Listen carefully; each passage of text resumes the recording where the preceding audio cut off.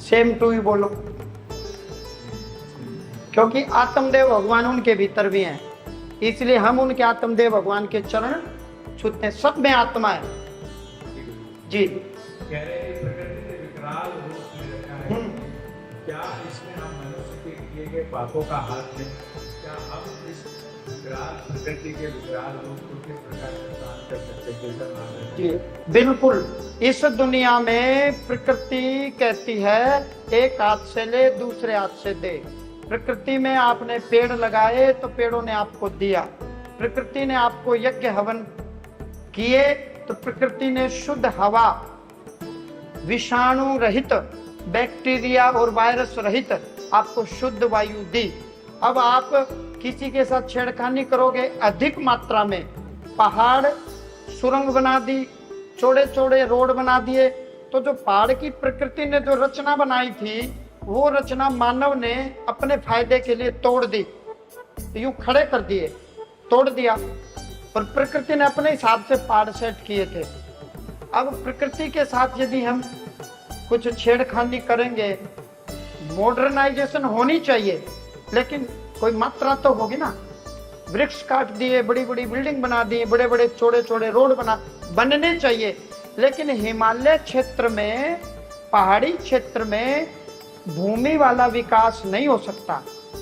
हम यदि चाहें कि मैदानी इलाके में जो रोड बनी है उसी तर्ज पर वही विकास यदि हिमालय में करेंगे तो प्रकृति तो फिर अपने हिसाब से करेगी। अब बेमौसम इतनी बारिश अब होनी नहीं चाहिए। इस क्षण, इस पल लोगों की कपास खराब हो गई, बाजरा खराब हो गया, कई जगह धान डूब गए। अब किसान पूरे वर्ष फसल काटने का समय आया तो क्या काटेगा, लोगों के घर ढह गए। तो देखो प्रकृति अपने हिसाब से चलती है, हमारे हिसाब से कुछ भी नहीं चलता। मैं मानव जी को बताऊं, आप अपने शरीर के भीतर ना तो श्वास को चला पा रहे हो, रेस्पिरेटरी सिस्टम, डाइजेस्टिव सिस्टम, या हमारा लीवर, किडनी की कोई भी फंक्शनिंग हमारे हाथ में नहीं है। किडनी खराब हो गई, किडनी हमारी मान ही नहीं रही, क्यों खराब हो गई। लीवर खराब हो गया, लीवर भी हमारी नहीं मान रहा। हमारा हृदय खराब हो गया, वो भी हमारी नहीं मान रहा। यानी कि भीतर में चलो, हमारी सेल्स में कैंसर लग गया, सेल्स भी हमारी नहीं मान रही। Cellular plasma, cellular reaction, biological reaction, chemical reaction जो बॉडी में हो रही है वो हमारी नहीं मान रहे, वो अपने हिसाब से चल रहे हैं। ऊपर चलो, प्रकृति हमारी नहीं मान रही, सूर्य चंद्रमा हमारी नहीं मान रहे, धरती घूम रही है, सूर्य के चक्कर लगा रही है, सौर मंडल भी घूम रहा है, ये हमारी नहीं मान रहे, तो हमारी कौन मान रहा? कोई नहीं मान रहा।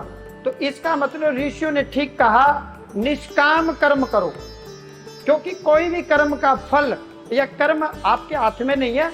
इसलिए अपने कर्तव्य को निभाओ। और कर्तव्य इस समय क्या बनता है कि सरकारों को भी और हमें भी समझना होगा कि प्रकृति के साथ ज्यादा छेड़खानी कल्याणकारी नहीं।